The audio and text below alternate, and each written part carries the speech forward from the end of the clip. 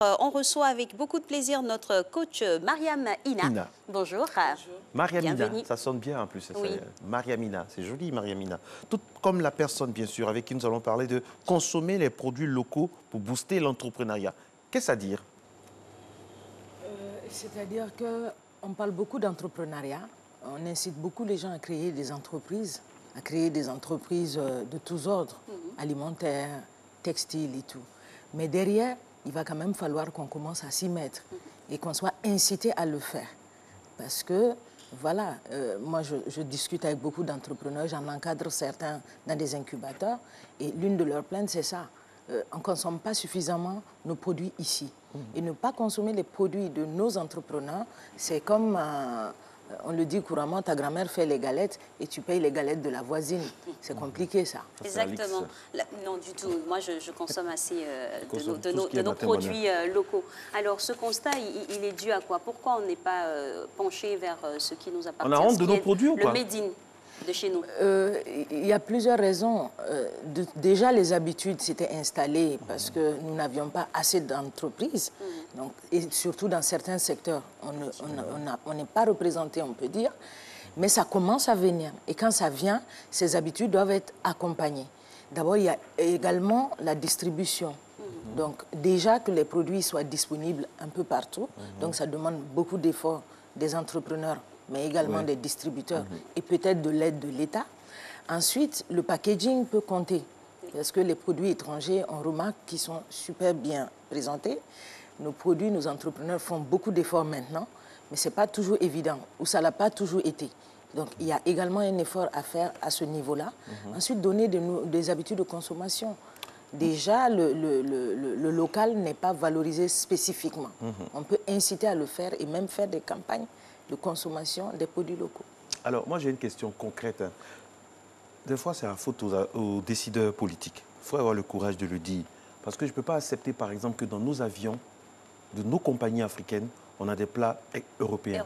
Franchement, moi, ça me gêne. Ce n'est pas du protectionnisme, mais vraiment, c'est du civisme ou de la fierté d'être... Parce qu'on a du cacao, du café, on a tout, et on a dans nos avions, dans nos salles de grandes réunions, dans des ministères et tout, il n'y a même pas un petit café label de Côte d'Ivoire. Je ne sais pas si on doit appeler ça une honte ou bien une faute. C'est ça. Même quand vous dites qu'il y a du protectionnisme, mais pourquoi pas? Il faut peut-être le faire. C'est des produits fragiles. Aujourd'hui, il faut les mettre en avant. Et dans nos avions, dans nos ministères, mais même à la présidence. Quand on va au Maroc, le roi du Maroc, il sert le couscous marocain. Pourquoi quand on vient ici ou quand on va ailleurs, nous ne consommons pas nos produits? Pourquoi ne pas servir des produits du terroir à la présidence quand on reçoit des étrangers? Et un peu partout d'ailleurs.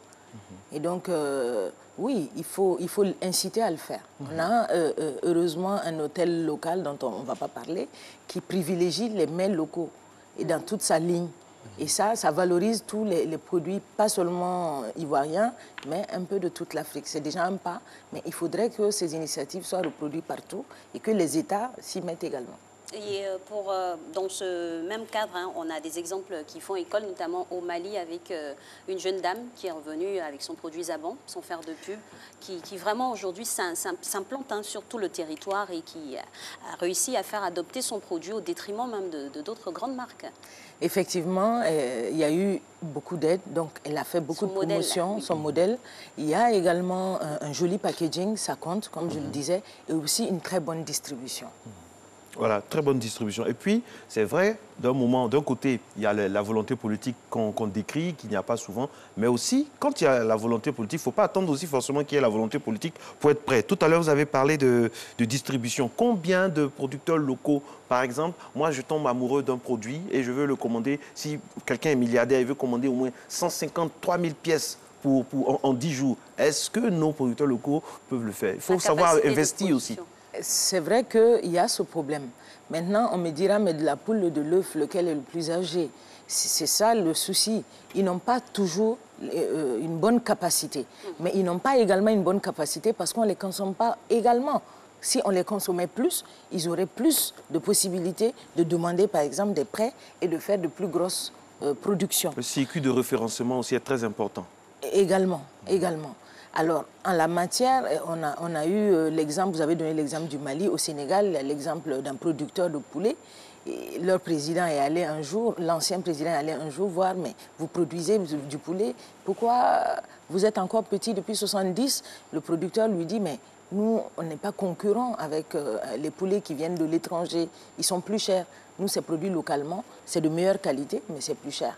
Et à partir de ce jour, l'État a pris la responsabilité de bloquer l'entrée des poulets étrangers pendant une période pour protéger cette industrie qui est aujourd'hui devenue une fierté du Sénégal et qui s'exporte dans toute l'Afrique. Il y a aussi peut-être d'incuber nos petites structures et de les accompagner jusqu'à un certain niveau. Là, c'est une vraie volonté qui a été manifestée ici pour mettre en avant les produits locaux. Mais à côté de ça, il ne faut pas rester aussi sectaire. Il faut peut-être s'ouvrir. Et pourquoi pas? Parce que les multinationales, elles ont déjà la logistique qu'il faut. Il faut peut-être aussi aller voir comment s'associer, mais garder son identité. Voilà.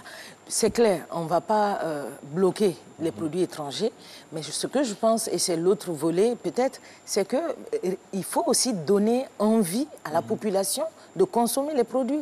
Ça nous empêche peut-être d'être trop dans le protectionnisme.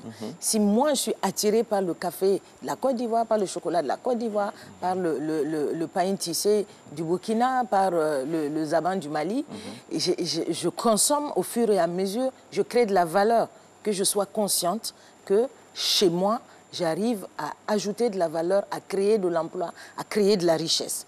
Et ça, l'État est là, mais la population aussi doit être sensibilisée à consommer nos produits. Vous avez lâché un mot qui me plaît, c'est richesse. Richesse, j'aimerais y ajouter tradition. Parce que quand on fait tout ça, quand le produit local est prisé et mis en valeur, ça donne de l'argent au pays via le tourisme. Regardez aujourd'hui, tout le monde parle du fromage français, du vin français. C'est pas venu la gastronomie française à l'international. Et ça rapporte énormément d'argent à ce pays, à cette 6e ou 7e puissance mondiale, je ne sais plus. On doit pouvoir parler de l'attiqué ivoirien et du chocolat ivoirien. Il y a un homme politique qui en a parlé, tout le monde s'est moqué de lui. Alors que, bon, mine de rien, il avait raison. L'attiqué, aujourd'hui, l'attiqué, c'est une richesse. C'est une richesse qui doit s'exporter, qui doit se valoriser et qui doit avoir un label, à la limite. Parlons de label et puis de normes qualité aussi.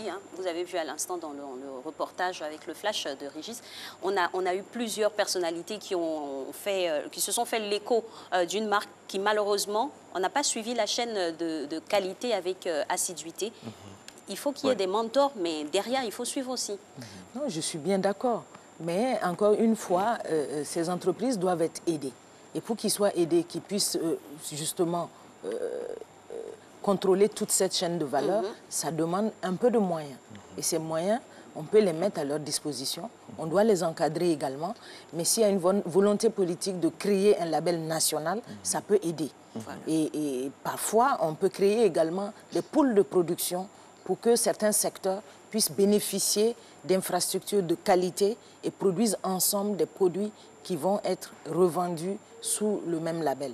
Et ça également, ça fait une coopérative et c'est une piste pour que des petites structures puissent grandir et pouvoir s'exporter. Et le rôle des médias dans cela est très, très important. C'est la raison pour laquelle nous, à la RTI, nous sommes très à l'aise parce qu'on a une émission qu'on appelle Made in Africa, ici même dans ce studio, qui fait la promotion de tout ce qui est génie local de nos principaux différents pays africains. L'idée, c'est de faire en sorte qu'on soit décomplexé. C'est ça, décomplexé. Qu'on soit décomplexé, nous avons aussi des produits de qualité chez nous et qui en valent la peine. On a oublié de les consommer à un moment donné, qu'on se rappelle que ça vaut la peine, qu'on se rappelle également quelque chose d'important, parce que même naturellement, les produits faits chez nous, on prend par exemple des fruits et des légumes, quand c'est fait dans ton écosystème, enfin, les fruits et légumes vont développer des enzymes qui combattent tout ce que tu as comme défi de ton écosystème. Par exemple, les mangues ou les ananas de la Côte d'Ivoire vont chercher à combattre la poussière, le soleil spécifiquement de la Côte d'Ivoire, ce qui ne sera pas le cas de pommes venues de l'Europe. Et aussi, toujours, j'insiste sur l'ouverture parce qu'on a tendance à s'y adonner dès qu'on a une petite star ou une grosse star qui commence à consommer, notamment dans la musique. C'est ce qui a fait le modèle du Nigeria. Quand un Américain joue de la musique du Nigeria, tout de suite, l'artiste, il boum, ça devient une grosse star aussi. Et également, on voit Beyoncé et Rihanna qui portent le pagne, et tout de suite on s'y met. Et on peut s'y mettre avant Oui, d'attendre moi je prends ça comme une injure, je m'excuse, parce qu'il ne faut pas attendre que... On a toujours cette... hypocrite avec ces produits. Il faut mettre ça en valeur pour que d'autres personnes puissent porter. Il ne faut pas porter parce que d'autres personnes mettent ça en valeur. C'est bien dommage. C'est bien dommage. Nous qui devrions il y a ce petit complexe-là. Et il y a toute une industrie, tant médiatique, tant stratégie marketing qui doit accompagner cela. Parce que des talents en Afrique, Dieu sait qu'il y en a. Vous allez dans les rues de Kinshasa, dans les rues de Douala. Cotonou, de Douala, vous allez voir des personnes pétries de talent. Mais après, lorsque ces personnes ont un peu de succès, il faut avoir aussi des psychologues. C'est là où moi je parle au coach. À côté de ces personnes-là pour se maîtriser quand il y a un peu comment dire, de succès. Parce que dès le petit succès, après, on jette l'éponge. On se dit qu'on est arrivé, donc on ne se bat plus pour atteindre le high level. Alors que c'est très important parce que c'est ce qui va pouvoir faire la différence quand on veut exporter. Pour moi, aujourd'hui, le monde est prêt à consommer africain à tous les niveaux. Aujourd'hui, je disais, pour la petite histoire à quelqu'un, je discute avec les étudiants en Europe. Il y a très peu de Français aujourd'hui qui n'ont jamais goûté un plat africain.